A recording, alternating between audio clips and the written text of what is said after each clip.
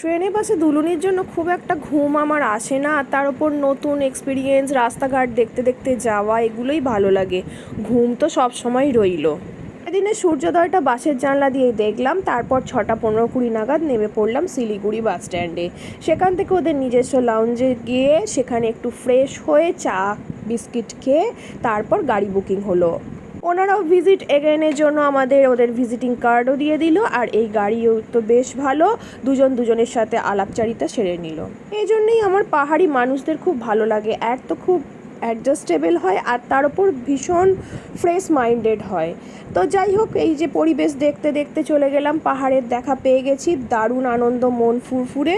আমি রাস্তাঘাট এবং ওনাদের মুখে শুনলাম যে আগের দিন নাকি প্রচুর বৃষ্টি হয়েছে, চারদিকে একটু আধটু জল জমে থাকতেও দেখেছি। প্রচণ্ড খিদে পেয়ে গেছে, তাই এটাই রাস্তার মাঝে এক জায়গায় দাঁড়ালাম। রেস্টুরেন্টের একদম পাশ দিয়ে বয়ে যাচ্ছে এদের এখানকার নদী। এই দেখে দেখে ব্রেকফাস্টটা কমপ্লিট করে আবার বেরিয়ে পড়লাম নিজের গন্তব্যে। মোটামুটি তো 4.5-5 ঘন্টা লাগেই, একটা টানেলের মধ্যে দিয়েও পাস করছি।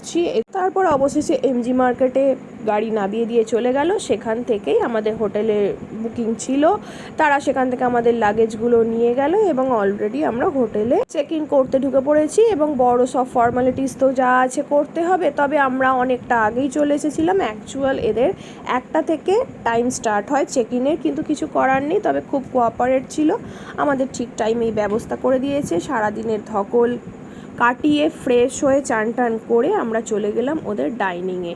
এটা ছিল রুফটপ, ভীষণ সুন্দর সাজানো, কাঞ্চনজঙ্ঘার ভিউটাও খুব সুন্দর ছিল, কিন্তু মেঘলার জন্য তো দেখতে পাইনি। 8 ঘন্টার মধ্যে যা অর্ডার করেছিলাম সব আমাদের সার্ভ করে দিল খুব তাড়াতাড়ি।